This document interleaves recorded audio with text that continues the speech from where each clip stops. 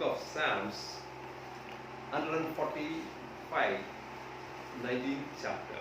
Psalms 145th ಕೀರ್ತನೆ chapter, 145 19th verse. ನಾವು ನೋಡೋಣ, ಓದೋದು ನಾವು ಕೇಳೋಣ. ತನ್ನಲ್ಲಿ ಭಯಭಕ್ತಿಯುಳ್ಳವರ ಇಷ್ಟಾಂತರವನ್ನು ನೆರವೇರಿಸುತ್ತಾನೆ. Psalms 145:19 will read. I'll read for you. He will fulfill the desire of those who fear him.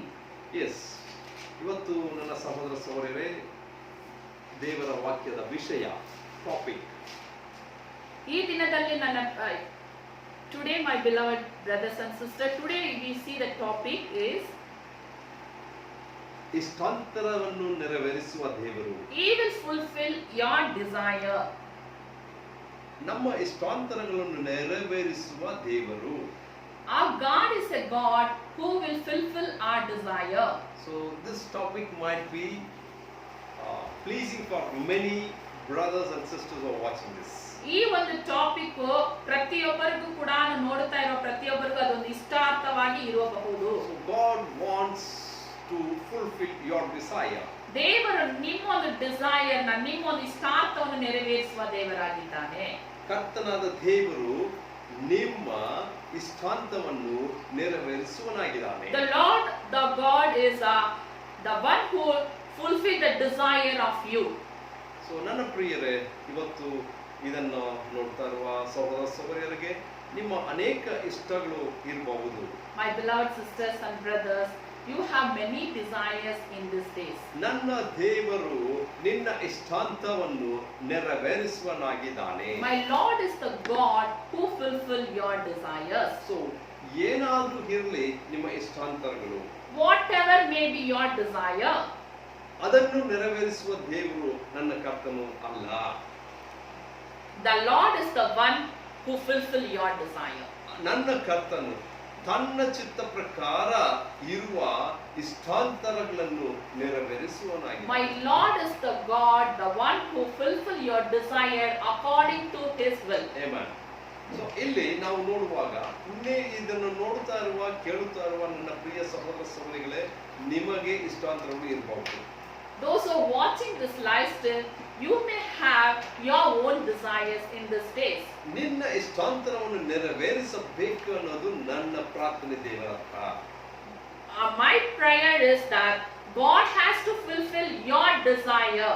So ಇವತ್ತು ನೋಡುವಾಗ ಚಿಕ್ಕ ಮಕ್ಕಳಿಗೆ ಅನೇಕ ಇಷ್ಟಾಂತರಗಳು ಇರುತ್ತೆ. Today we can see the children have many desires. ಚಿಕ್ಕ ಮಕ್ಕಳು ಒಳ್ಳೆ ಒಳ್ಳೆ ಚಾಕ್ಲೇಟ್ಸ್ ಅನ್ನು ತಿನ್ನಬೇಕು ಅನ್ನೋ ಆಸೆ, ಒಳ್ಳೆ ಗೊಂಬೆಗಳನ್ನು ಆಡಬೇಕು ಅಂತ ಆಸೆ. The children have the desire to eat the chocolates and have the dolls for them.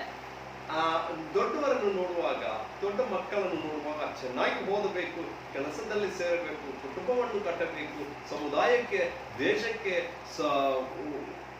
ಸಹಾಯ ಮಾಡಬೇಕು ಅಂತ ಒಂದು ಇಷ್ಟಾಂತರ ಇರ್ತದೆ. When we see the youngsters, they have their own desire that they should read, they should study well, and they should build their house, they want to go for the job, and many desires may be there in their life. ಮಕ್ಕಳನ್ನು ನೋಡುವಾಗ ಇಂಥ ಒಂದು ಇಷ್ಟಾರ್ಥಗಳು ಇರುತ್ತದೆ. When we see the children, they have their own desires. ತಂದೆ ತಾಯಿ ಅವರುಗಳನ್ನು ನೋಡುವಾಗ ಅವರುಗಳನ್ನು ಒಂದು ಇಷ್ಟಾರ್ಥಗಳು ಇರುತ್ತದೆ. When we see the parents, they have their own desires. ಮಕ್ಕಳು ಚೆನ್ನಾಗಿ ಓದಬೇಕು, ಓದಿದ ಮೇಲೆ ದೊಡ್ಡವರಾಗಬೇಕು, ದೊಡ್ಡವರಾದ ಮೇಲೆ ಮಕ್ಕಳಿಗೆ ಒಳ್ಳೆ ಮದುವೆಯನ್ನು ಮಾಡಬೇಕು, ಮದುವೆ ಆದ ಮೇಲೆ ಮಕ್ಕಳನ್ನು ಅವರು ಹೆತ್ತಬೇಕು ಅನ್ನೋದು ತಂದೆ ತಾಯಿಯ ಆಸೆ ಇರುತ್ತದೆ, ಇಷ್ಟಾಂತರಗಳು ಇರುತ್ತದೆ. Parents have their own desires that they want to bring up their children in their studies and in everything that their children should be in first. ಸಭೆಯಲ್ಲಿ ನೋಡುವಾಗ ನನ್ನ ಪ್ರಿಯ ಸಹೋದರರೇ, ನಮ್ಮ ಸಭೆ ಪಾಲಕರದ ಒಂದು ಇಷ್ಟಾಂತರವೇನು ಇರುತ್ತಂದ್ರೆ, ಸಭೆ ಬೆಳೆಯಬೇಕು, ದೇವರ ಸೇವೆ ಬೆಳೆಯಬೇಕು, ಮಕ್ಕಳು ದೇವರ ಸುವಾರ್ತೆಯನ್ನು ಅವರು ಕೇಳಬೇಕು, ನಾವು ಸಾರಬೇಕು ಅಂತ ಒಂದು ಇಷ್ಟಾರ ಇರುತ್ತದೆ. Pastors have their own desire that they want their church to be built, they want their believers to be known, they should know the good news of the Lord, and the believers should be preach the gospel. ಎಲ್ಲರನ್ನು ಒಂದೊಂದು ಮನುಷ್ಯನನ್ನು ನೋಡುವಾಗ ಎಲ್ಲರಿಗೂ ಒಂದು ಇಷ್ಟಾಂತರಗಳು ಇರುತ್ತದೆ. ಆ ಇಷ್ಟಾಂತರಗಳು ನೆರವೇರಿದೆಯಾ ಅಂತ ಒಂದು ಪ್ರಶ್ನೆ. Many people have many desires, but we want to see that many desires are fulfilled or not. ಇವತ್ತು ನಮ್ಮ ಜೀವಿತದಲ್ಲಿ ನೋಡುವಾಗಲೂ ನಮಗೆ ಅನೇಕ ಇಷ್ಟಾಂತರಗಳು ಇರುತ್ತದೆ ಮನಸ್ಸಲ್ಲಿ. ಆದ್ರೆ ಇದುವರೆಗೂ ಎಷ್ಟು ಇಷ್ಟಾಂತರಗಳು ನೆರವೇರಿದೆ, ಇನ್ನು ಎಷ್ಟು ನೆರವೇರಬೇಕಂತ ನಾವು ಕಾಯ್ತಾ ಇದೀವಿ ಅಂತ ನಾವು ನೋಡೋಣ. We have many desires in our life. We have to see that whether our desires are fulfilled or not. How many desires are fulfilled? ಇಲ್ಲಿ ನಾವು ನೋಡುವಾಗ ಮತ್ತಾಯ ಬರೆದ ಸುವಾರ್ತೆಯಲ್ಲಿ 5ನೇ ಅಧ್ಯಾಯ ಅದರ 7ನೇ ವಾಕ್ಯ ಓದೋಕೆ ಕೇಳೋಣ.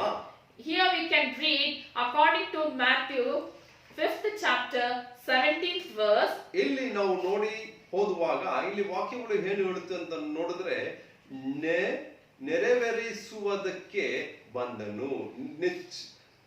ಇಷ್ಟಾಂತರಗಳನ್ನು ನೆರವೇರಿಸಕ್ಕೆ ಕರ್ತನಾದ ಯೇಸು ಕ್ರಿಸ್ತು ಈ ಲೋಕಕ್ಕೆ ಬಂದನು ಅಂತ ಬರೆದಿದೆ. Here we see gospel according to Matthew 5th chapter 17th verse says, God has come to this world to fulfill the desires. So ಮತ್ತಾಯ ಬರೆದ ಸುವಾರ್ತೆ 5ನೇ ಅಧ್ಯಾಯ 17ನೇ ವಾಕ್ಯ ಹೇಳುವ ಪ್ರಕಾರ ಕರ್ತನಾದ ಯೇಸು ಈ ಲೋಕಕ್ಕೆ ಬಂದಿದ್ದು ಮನುಷ್ಯನನ್ನು ಇಷ್ಟಾಂತರಗಳನ್ನು ನೆರವೇರಿಸಕ್ಕೆ ಮಾತ್ರ ಅಲ್ಲ, ತಂದೆಯಾದ ದೇವರದ ಚಿತ್ತವನ್ನು ಇಷ್ಟಾಂತರವನ್ನು ನೆರವೇರಿಸಕ್ಕೆ ಬಂದನು. Here we see according to Matthew 5th chapter 17th verse, God has came to this world not to fulfill the man's desire, even he has come to this world to fulfill the God's will. ಹಂಗಿರುವಾಗ ನನ್ನ ಪ್ರಿಯ ಸಹೋದರನೇ ಸಹೋದರಿಯೇ, ನಿನ್ನ ಇಷ್ಟಾಂತರವನ್ನು ನೆರವೇರಿಸೋದಕ್ಕೋಸ್ಕರ ನನ್ನ ಕರ್ತನಾದ ದೇವರು ಯೇಸು ಕ್ರಿಸ್ತು ಈ ಲೋಕಕ್ಕೆ ಬಂದಿದ್ದಾನೆ. Jesus has come to this world to fulfill your desires and our desires in this world. ಇರುವಾಗ ಯಾಕೆ ನಮ್ಮ ಇಷ್ಟಾಂತರಗಳು ಇನ್ನು ನೆರವೇರಿಲ್ಲ? Why our desires is still not fulfilled in this world? So ನಿಮ್ಮ ಇಷ್ಟಾಂತರಗಳು, ನನ್ನ ಇಷ್ಟಾಂತರಗಳು, ನಮ್ಮ ಇಷ್ಟಾಂತರಗಳು ನೆರವೇರಲೇಬೇಕು. ಅದಕ್ಕಾಗಿನೇ ಕರ್ತನಾದ ಯೇಸು ಕ್ರಿಸ್ತು ಬಂದಿದ್ದಾನೆ. ಅದು ವಾಕ್ಯಗಳು ಹೇಳುತ್ತದೆ. ನೆರವೇರಿಸಕ್ಕೆ, ಇಷ್ಟಾಂತರಗಳನ್ನು ನೆರವೇರಿಸೋದಕ್ಕೆ ಕರ್ತನು ಬಂದನು ಅಂತ ಬರೆಯಲ್ಪಟ್ಟಿದೆ. Jesus has came to this world to fulfill your desire and our desire. We'll see this according to the verse Matthew 5th chapter 17th verse says, God has came to this world to fulfill our desires in this world. So ನೀವು ನಾವು ಎಲ್ಲರೂ ಸೇರಿ ನಮ್ಮ ಇಷ್ಟಾಂತರಗಳನ್ನು ನೆರವೇರಿಸಕ್ಕೆ ಕಷ್ಟಪಡಬಾರದು. ಯಾಕಂದ್ರೆ ಇಷ್ಟಾಂತರಗಳನ್ನು ನೆರವೇರಿಸಲಿಕ್ಕೆ ಕರ್ತನಾದ ದೇವರು ಬಂದಿದ್ದಾನೆ. ಆದರೆ ನಮ್ಮ ಇಷ್ಟಾಂತರಗಳು ಇನ್ನು ನೆರವೇರಿಲ್ಲ. You and me and everyone should not be struggled, because Lord Jesus Christ came to this world to fulfill our desires. So we should not struggle to fulfill our desire. ಆದರೆ ನಮ್ಮ ಇಷ್ಟಾಂತರಗಳು ನೆರವೇರಿಲ್ಲ. Even though our desires are not fulfilled in this world. ಯಾಕೆ? Why our desires are not fulfilled? ಪ್ರಿಯ ಸಹೋದರನೇ, ಯಾಕೆ ನಿನ್ನ ಇಷ್ಟಾಂತರ ನೆರವೇರಿಲ್ಲ? My dear beloved brother and sister, why your desire is not fulfilled in this world? Come on, ಈಗ ನಾವು ಇನ್ನೊಂದು ವಾಕ್ಯವನ್ನು ಓದೋಣ. Let us see in the ಗಲಾತ್ಯರಿಗೆ ಬರೆದ ಪತ್ರಿಕೆ 5ನೇ ಅಧ್ಯಾಯ 16ನೇ ವಾಕ್ಯ ಓದೋಕೆ ಕೇಳೋಣ. According to Epistle of Paul, Galatians 5th chapter 16th verse, we can read for you. Yes, please read it. Walk in spirit, and you shall not fulfill the lust of flesh. Yes. Galatians 5th chapter 16th verse. ಗಲಾತ್ಯರ 5ನೇ ಅಧ್ಯಾಯ 16ನೇ ವಾಕ್ಯದಲ್ಲಿ ಓದುವಾಗ ವಾಕ್ಯವು ಹೀಗೆ ಹೇಳುತ್ತದೆ, ಪವಿತ್ರ ಆತ್ಮನ ಅನುಸರಿಸಿ ನಡೆದುಕೊಳ್ಳಿರಿ. The verse says like this, walk in spirit. ನೀವು ಶರೀರ ಭಾವದ ಅಭಿಲಾಷಗಳನ್ನು ನೆರವೇರಿಸುವುದಿಲ್ಲ. So you shall not fulfill the lust of flesh. So ಇಲ್ಲಿ here ನೀವು ಶರೀರ ಭಾವದ ಅಭಿಲಾಷಗಳನ್ನು ನೆರವೇರಿಸುವುದಿಲ್ಲ. Here you see that you shall not fulfill the lust of the flesh. ಇಷ್ಟಾಂತರವನ್ನು ನೆರವೇರಿಸಕ್ಕೆ ಬಂದಿರುವ ಕರ್ತನಾದ ಯೇಸು, Lord Jesus Christ has came to this world to fulfill your desires. ಆದರೆ ಇಲ್ಲಿ ನೋಡುವಾಗ ಪವಿತ್ರ ಆತ್ಮನನ್ನು ಅನುಸರಿಸಿ ನಡೆದುಕೊಳ್ಳುವಾಗ, here we see that walk according to the spirit. ನೀವು ಶರೀರ ಭಾವದ ಅಭಿಲಾಷೆಗಳನ್ನು ನೆರವೇರಿಸುವುದಿಲ್ಲ. When you walk according to the Spirit, you will not fulfill the lust of the flesh. ನೆರವೇರಿಸಕ್ಕೆ ಕರ್ತನಾದ ದೇವರು ಬಂದಿದ್ದಾನೆ. ಯೇಸು Jesus has came to this world to fulfill the Pavithra desires. ಆತ್ಮನಲ್ಲಿ ನಡೆಯುವಾಗ ನಾವು ದೇವರ ಚಿತ್ತವಾಗಿರುವ ಇಷ್ಟಾಂತರವನ್ನು ನೆರವೇರಿಸಬಹುದು, ಆದರೆ ಶರೀರ ಭಾವ ಅಭಿಲಾಷೆಗಳನ್ನು ನೆರವೇರಿಸಕ್ಕಾಗಲ್ಲ. When we walk in the Spirit, those who walk in the Spirit, they will live according to the Lord, what the God says. They will not fulfill the lust of the flesh. ಇವತ್ತು ನನ್ನ ಪ್ರಿಯರೇ, ಈಗ ನಮಗೆ ಅರ್ಥ ಆಗಿರಬಹುದು, ಸತ್ಯ ವೇದದಿಂದ ದೇವರ ಆತ್ಮ ನಮಗೆ ಉತ್ತರವನ್ನು ಕೊಡುತ್ತಾನೆ. ಯಾಕೆ ನಮ್ಮ ಇಷ್ಟಾಂತರಗಳು ನೆರವೇರಿಲ್ಲ ಅಂದರೆ, Here today we can understand this. The Holy Spirit is speaking with us that why we are our desires of the flesh is not fulfilled. ಯಾಕಂದರೆ ನಾವು ಪವಿತ್ರ ಆತ್ಮನ ಪ್ರಕಾರ ನಡೆದುಕೊಳ್ಳುವಾಗ ನಮ್ಮ ಶರೀರ ಭಾವದ ಅಭಿಲಾಷೆಗಳನ್ನು ನೆರವೇರಿಸಕ್ಕಾಗಲ್ಲ. Because when we walk according to the Holy Spirit, our lust of the we shall not fulfill the lust of our flesh. ದೇವರು ನೆರವೇರಿಸಕ್ಕೆ ಚಿತ್ತವಾಗಿದ್ದಾನೆ ಇಷ್ಟಾಂತರಗಳ, ಆದರೆ ದೇವರಿಗೆ ಚಿತ್ತವಾದ ಕಾರ್ಯಗಳನ್ನು ಮಾತ್ರ ಇಷ್ಟಾಂತರಗಳು ಮಾತ್ರ ನೆರವೇರಿಸುತ್ತಾನೆ. Jesus has came to this world to fulfill the desires as well as that to fulfill your desires. The desire is we should according to will of God. According to the will of God. ಶರೀರ ಅಭಿಲಾಷೆಗಳನ್ನು ನೆರವೇರಿಸಕ್ಕಾಗಲ್ಲ. We cannot fulfill the lust of our flesh. ಲೋಕದ ಕಾರ್ಯಗಳಲ್ಲಿರುವ ಆಸೆಗಳನ್ನು ಕಟ್ಟಕ್ಕಾಗಲ್ಲ. We cannot fulfill the lust of this world. ಲೋಕದ ಪಾಪದನ್ನು ಈಗ ಕಾರ್ಯಗಳಿಂದ ಇಷ್ಟಾಂತರಗಳನ್ನು ನೆರವೇರಿಸಕ್ಕಾಗಲ್ಲ. We cannot fulfill the desire of this world sin.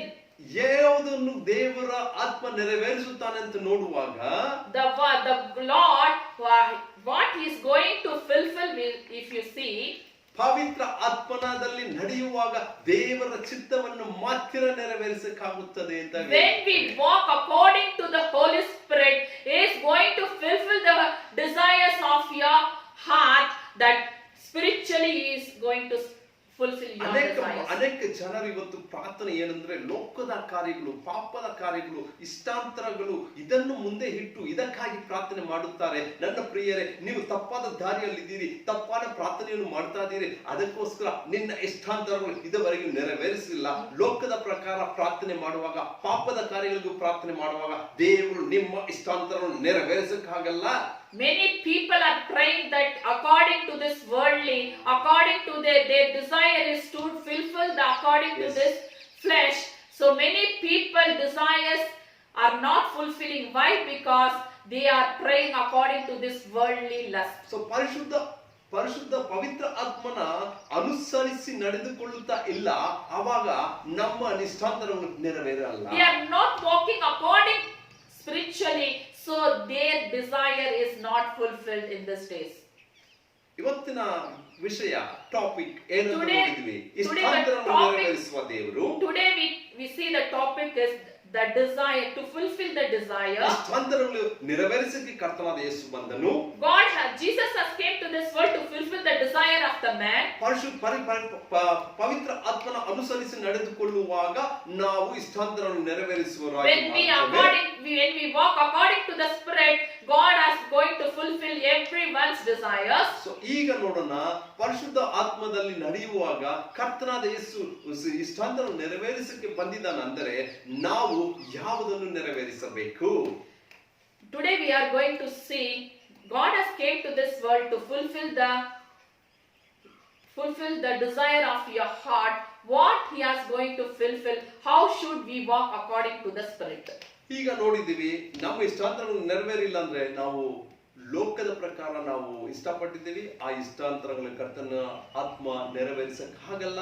ಆದರೆ ಯಾವುದು ನಾವು ಇಷ್ಟಪಡಬೇಕು, ಯಾವುದು ನಮ್ಮ ಇಷ್ಟಾಂತರವನ್ನು ನೆರವೇರುತ್ತದೆ ನೋಡಕ್ಕೆ ಹೋಗ್ಬೇಕಂದ್ರೆ ಪರಿಶುದ್ಧ ಲೂಕ ಬರೆದ ಸುವಾರ್ತೆ 4ನೇ ಅಧ್ಯಾಯ 21ನೇ ವಾಕ್ಯ ತೆಗೆದು ಓದೋಣ. Still our desire is not fulfilled. If our desire is not fulfilled, means we are walking according to this worldly. So we are, as we walk according to this world, our desire is not fulfilled. Yes. ಈಗ ನಮ್ಮ ಇಷ್ಟಾಂತರಗಳು ನೆರವೇರಬೇಕಂದ್ರೆ ನಾವು ಇಷ್ಟ ಯಾವುದಾಗಿರಬೇಕು ಅಂತ ಸತ್ಯವೇದ ಹೇಳುತ್ತದೆ ಅಂತ ಪರಿಶುದ್ಧ ಆತ್ಮನು ನಮಗೆ ಹೇಳುವ ವಾಕ್ಯವನ್ನು ಓದೋಣ.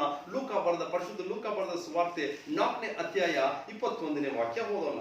According to Gospel Luke 4th chapter 21th verse, we can read for you. Yes. ಅಲ್ಲಿ ನಾವು ಓದುವಾಗ ಹಿಂಗೆ ಹೇಳುತ್ತದೆ, ನೀವು ನನ್ನ ಮಾತನ್ನು ಕೇಳುವುದರಲ್ಲಿ ಒದಿತಿ ವೇದೋಕ್ತಿ ನೆರವೇರುತ್ತದೆ. Today the scripture is fulfilled in your hearing. So ಕರ್ತನಾದ ಯೇಸು ಸ್ವಾಮಿ ಪ್ರಸಂಗ ಮಾಡುತ್ತಾ ಇರುವಾಗ ಒಂದು ವಾಕ್ಯವನ್ನು ಹೇಳುತ್ತಾನೆ. ಅಲ್ಲಿ ಹೇಳುತ್ತಾನೆ ಅಂತ ನೋಡುವಾಗ, ನೀವು ನನ್ನ ಮಾತನ್ನು ಕೆಲವಲ್ಲಿ ಈ ವೇದೋಕ್ತಿ ನೆರವೇರುತ್ತದೆ. Here Jesus began to say to them, today the scripture is fulfilled in your hearing. Yes, ನನ್ನ ಸಹೋದರ ಸಹೋದರಿಯರೇ, ನಾವು ನಮ್ಮ ಇಷ್ಟಾಂತರವು ಯಾವುದಾಗಿರ್ಬೇಕಂದ್ರೆ ವೇದೋಕ್ತಿ ನೆರವೇರಿಸುವರಾಗಿರಬೇಕು.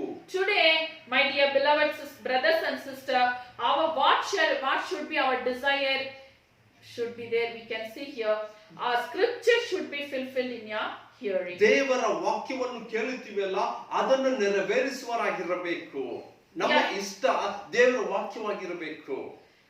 Our desire should be to hear the word of God and to walk according to the word of God. ದೇವರ ಚಿತ್ತವನ್ನು ನೆರವೇರಿಸುವರಾಗಿರಬೇಕು. Your desire should be to fulfill the God's will. ದೇವರ ವಾಕ್ಯವನ್ನು ಕೇಳುವುದು, ಅದನ್ನು ನೆರವೇರಿಸುವುದು, ಅದು ನಾವು ಇಷ್ಟವಾಗಿರಬೇಕು.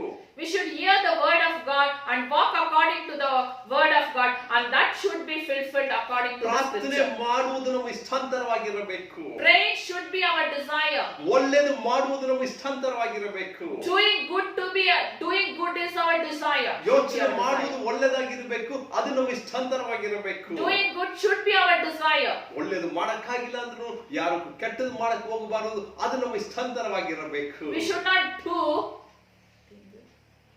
evil things in our life. rather ನಾವು ಯಾವುದು ಮಾಡಬೇಕಂದ್ರೆ ಒಳ್ಳೆಯದನ್ನು ಮಾಡಬೇಕು, ಕೆಟ್ಟದ್ದು ಮಾಡಕ್ಕೆ ಹೋಗಬಾರದು, ಅದು ನಮ್ಮ ಇಷ್ಟಾಂತರವಾಗಿರಬೇಕು.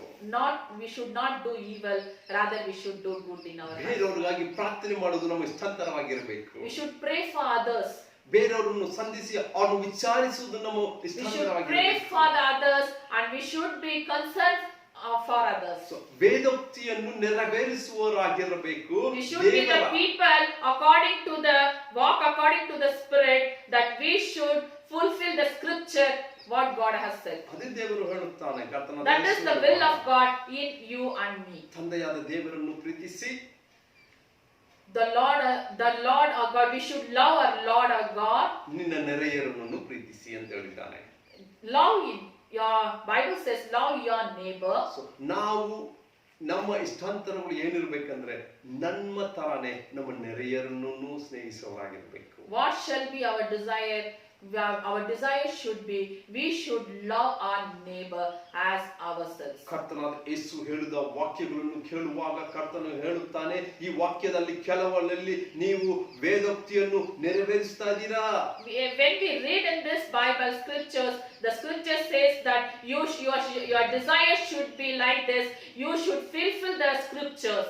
ಇಷ್ಟಾಂತರವನ್ನು ನೆರವೇರಿಸುವ ಕರ್ತನು ನಮ್ಮ ಹೃದಯವನ್ನು ನೋಡುತ್ತಾನೆ. ನಮ್ಮ ಹೃದಯದಲ್ಲಿ ಏನೇನೆಲ್ಲ ಇಷ್ಟಗಳು ಇದೆ ಅಂತ, ಬೇರೆಯವ್ರಿಗೂ ಒಳ್ಳೆಯದು ಕೆಟ್ಟದ್ದು ಮಾಡಬೇಕು ಅಂತ ನಮ್ಮ ಇಷ್ಟವಿದ್ರೆ ಅದು ನೆರವೇರುವುದಿಲ್ಲ. Jesus has came to this world to fulfill your desire. He is seeing your heart. How is your heart? Whether you fulfill the God's will or not. Our heart should be like this. We should walk according to the Spirit. So ದೇವರು ನಿನ್ನ ಇಷ್ಟಾಂತರವನ್ನು ನೆರವೇರಿಸಕ್ಕೆ ಚಿತ್ತವಾಗಿದ್ದಾನೆ.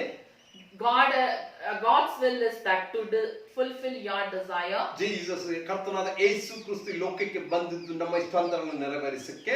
Jesus has came to this world to fulfill your desires in this world. ಪರಿಶುದ್ಧ ಆತ್ಮನ ಅನುಸರಿಸಿ ನಡೆಸಿಕೊಳ್ಳುವಾಗ ನಮ್ಮ ಇಷ್ಟಾಂತರವನ್ನು ನೆರವೇರುತ್ತದೆ ಅಂತ ಸತ್ಯವೇದ ಹೇಳುತ್ತದೆ. When we walk according to the Spirit, our desires is fulfilled. ಒಟ್ಟಾಗಿ ನಮ್ಮ ಚಿತ್ತಾಂತರ ನೆರವೇರಬೇಕಂದ್ರೆ, ಇಷ್ಟಾಂತರಗಳು ನೆರವೇರಬೇಕಂದ್ರೆ ನಾವು ಪರಿಶುದ್ಧ ಆತ್ಮನಲ್ಲಿ ನಡೆಯುವರಾಗಿರಬೇಕು. Whether our desire should be fulfilled means we should walk according to God's spirit.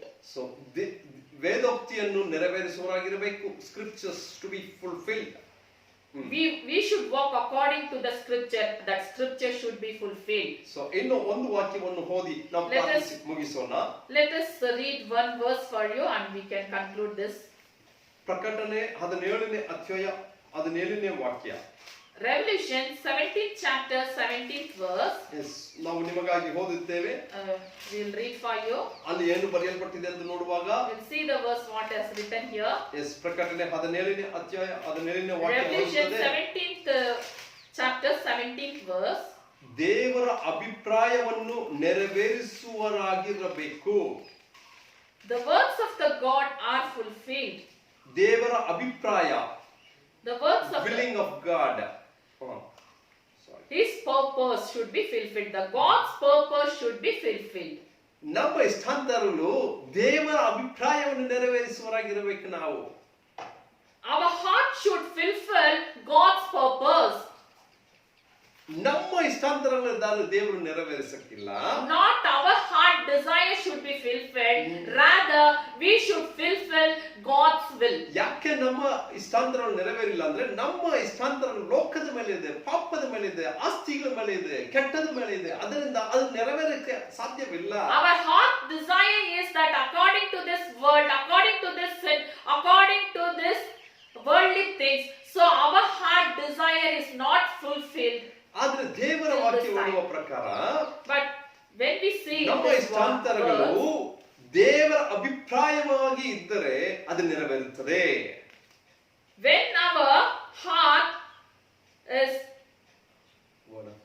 this one 17 for God has put it into their hearts to fulfill his purpose. yes to be of one mind and to give their kingdom. ಹೌದು ನನ್ನ ಪ್ರಿಯ ಸಹೋದರರೇ ಸಹೋದರಿಯೇ, ದೇವರ ಅಭಿಪ್ರಾಯವನ್ನು ನೆರವೇರಿಸುವುದು ನಮ್ಮ ಇಷ್ಟಾಂತರವಾಗಿದ್ದರೆ our heart desire should be to fulfill the God's will and God's purpose. ದೇವರ ಅಭಿಪ್ರಾಯ ನಿನ್ನ ನನ್ನ ಹೃದಯದಲ್ಲಿ ಇಷ್ಟವಾಗಿದ್ರೆ ಅದನ್ನು ದೇವರು ಅದೇ ಕ್ಷಣದಲ್ಲಿ ನೆರವೇರಿಸುತ್ತಾನೆ. God's purpose should be in your heart, in our heart, and God will fulfill his purpose.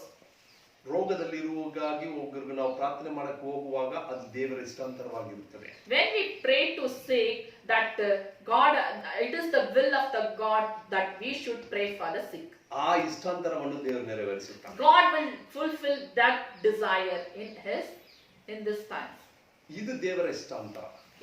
This is the God's will and this is the God's purpose. ದೇವರ ಅಭಿಪ್ರಾಯ ನಮ್ಮ ಇಷ್ಟಾಂತರವಾಗಿರುವಾಗ ಕ್ಷಣದಲ್ಲಿ ದೇವರು ಉತ್ತರವನ್ನು ಕೊಡುತ್ತಾನೆ. if God's will is our purpose, God will fulfill your desires. So ನಾವು ಈಗ ನಮಗೆ ಅರ್ಥ ಆಗಿರಬಹುದು. now we can understand this. ಯಾದಕ್ಕೋಸ್ಕರ ನಮ್ಮ ಇಷ್ಟಾಂತರ ಇದುವರೆಗೆ ನೆರವೇರಿಲ್ಲ. why still our desires is not fulfilled in this world. ದೇವರ ಅಭಿಪ್ರಾಯವಾಗಿ ನಾವು ಇದುವರೆಗೂ ಇಷ್ಟಪಟ್ಟಿಲ್ಲ. our heart is not walked prayed according to God's purpose. So ಇವತ್ತು ನನ್ನ ಪ್ರಿಯರೇ ಸಹೋದರ ಸಹೋದರಿಯರೇ, ನಮ್ಮ ಹೃದಯವನ್ನು ನಾವು ಮಾರಿಸಿಕೊಳ್ಳೋಣ. Let us change our hearts according to the will of God, according to the purpose of God. ನಮ್ಮ ಇಷ್ಟಾಂತರಗಳನ್ನು ಮಾರಿಸಿಕೊಳ್ಳೋಣ. Let our desires can be changed according to the will of ಈ God. ಲೋಕದ ಪ್ರಕಾರ ಬೇಡ. No need to walk according to this worldly things. ದೇವರ ಅಭಿಪ್ರಾಯ ಪ್ರಕಾರ, ಪರಲೋಕದ ಅಭಿಪ್ರಾಯ ಪ್ರಕಾರ, ಕರ್ತನಾದ ಯೇಸುವಿನ ಅಭಿಪ್ರಾಯ ಪ್ರಕಾರ, ಪರಿಶುದ್ಧ ಆತ್ಮನ ಅಭಿಪ್ರಾಯ ಪ್ರಕಾರ ನಡೆದುಕೊಂಡು ಇಷ್ಟಪಟ್ಟರೆ ಆ ಇಷ್ಟಾಂತರಗಳನ್ನು ಕ್ಷಣದಲ್ಲಿ ದೇವರು ನೆರವೇರಿಸುತ್ತಾರೆ. when we walk according to the spirit, according to the scripture, according to the Jesus Christ, our desires can be fulfilled. ಇವತ್ತು ನಿಮ್ಮ ಇಷ್ಟಾಂತರಗಳು ಅನೇಕ ಇರಬಹುದು. today your desires may be more. ಆದರೆ ಆ ಇಷ್ಟಾಂತರಗಳು ದೇವರ ಅಭಿಪ್ರಾಯವಾಗಿ ಇದೆಯಾ? we can see that whether our desires are according to the will of God or according to the purpose of God. ದೇವರ ಅಭಿಪ್ರಾಯ ಪ್ರಕಾರವಾಗಿದ್ರೆ ಈ ಕ್ಷಣದಲ್ಲಿ ದೇವರು ನಿಮ್ಮ ಇಷ್ಟಾಂತರಗಳನ್ನು ನೆರವೇರಿಸುವನಾಗಿದ್ದಾನೆ. if it is our will is according to the spirit, God has going to fulfill your desire at a time. ಮತ್ತೆ ನಾವು ವಿಷಯವನ್ನು ನೋಡೋಣ. Again we are going to see this topic. ಕೀರ್ತನೆಗಳು 145ನೇ ಅಧ್ಯಾಯ 19ನೇ ವಾಕ್ಯ. Psalm 145:19. ತಮ್ಮಲ್ಲಿ ಭಯಭಕ್ತಿ ಉಳ್ಳವರ ಇಷ್ಟಾಂತರಗಳನ್ನು ನೆರವೇರಿಸುವವನು. God has going to fulfill the desire those who fear him. ಮತ್ತೆ ನಿಧಾನವಾಗಿ ಹೇಳ್ತೀನಿ. Again I am going to tell you slowly. ತನ್ನಲ್ಲಿ ಭಯಭಕ್ತಿ ಉಳ್ಳವರ ಇಷ್ಟಾಂತರಗಳನ್ನು ನೆರವೇರಿಸುವವನು. God has going to fulfill your desire those who fear him. Yes. ನಿಜವಾಗಿ ನಾವು ದೇವರ ಭಯಭಕ್ತಿಯಲ್ಲಿ ಇರುವವರಾಗಿ ಇದ್ದರೆ, Really we are walking according to the scripture. No, we are fearing the Lord. ದೇವರ ಅಭಿಪ್ರಾಯವನ್ನು ಪ್ರಕಾರ ನಡೆಯುವವರಾಗಿ ನಾವು ಇರಬೇಕು. We are walking according to the purpose of God. ದೇವರ ಅಭಿಪ್ರಾಯದಲ್ಲಿ ನಡೆಯುವವರು. Those who walk according to the will of God or according to the purpose of God. ಬೇರೆಯವರಿಗೆ ಕೆಟ್ಟದ್ದು ಯೋಚನೆ ಮಾಡಲ್ಲ. We will not think evil against our neighbor. ಬೇರೆಯವರು ಕೆಟ್ಟದಕ್ಕಾಗಿ ಪ್ರಾರ್ಥನೆ ಮಾಡಲ್ಲ. We will not pray against our brother. ಇಷ್ಟಾಂತರವನ್ನು ನೆರವೇರಿಸುವ ದೇವರು. God is going to fulfill your desire. ನಿಮ್ಮನ್ನು ಆಶೀರ್ವದಿಸಲಿ. God is going to bless you. ಒಂದು ಕೊನೆಯ ವಾಕ್ಯವನ್ನು ಓದಕ್ಕೆ ಕೇಳೋಣ. We can read a last verse for you. ಕೊಲೊಸ್ಸೆಯರ್ ಪತ್ರಿಕೆ 4ನೇ ಅಧ್ಯಾಯ 14ನೇ ವಾಕ್ಯ. 17th verse. ಕೊಲೊಸ್ಸೆಯರ್ 4th chapter 17th verse. ಅಲ್ಲಿ ವಾಕ್ಯ ಹೇಳುತ್ತದೆ. There we can see the verse. ಕರ್ತನಿಂದ ಹೊಂದಿರುವ ಸೇವೆಯನ್ನು ನೆರವೇರಿಸಬೇಕು. ಕರ್ತನಿಂದ ಹೊಂದಿರುವ ಸೇವೆಯನ್ನು ನೆರವೇರಿಸಬೇಕು. ಚಿತ್ತಾಂತರವನ್ನು ನೆರವೇರಿಸುವ ದೇವರು, ನಿಮ್ಮ ಇಷ್ಟಾಂತರವನ್ನು ನೆರವೇರಿಸುವ ದೇವರು. ಇವತ್ತು ನನ್ನ ಆಸೆ, ನನಗೆ ಕರ್ತನಿಂದ ಹೊಂದಿರುವ ಈ ಸೇವೆಯನ್ನು ನೆರವೇರಿಸಬೇಕು. God is going to fulfill your desire and our desire. God is fulfilling the ministry received in the Lord. So ನನ್ನ ಆಸೆ, ನನ್ನ ಇಷ್ಟಾಂತರ ಏನು ಗೊತ್ತಾ ಸಹೋದರ ಸಹೋದರಿ? My desire is what you can know that. ಈ ಕೊಲೊಸ್ಸೆಯರಲ್ಲಿ 4:17ರಲ್ಲಿ ಹೇಳುವ We can see the Colossians 4th chapter 17th verse. ದೇವರಿಂದ ಹೊಂದಿರುವ ಈ ಸೇವೆಯನ್ನು ನೆರವೇರಿಸಬೇಕು. Fulfill the ministry received in the Lord. Yes, ನನಗೆ ದೇವರು ಕೊಟ್ಟಿರುವ ಈ ಸೇವೆ.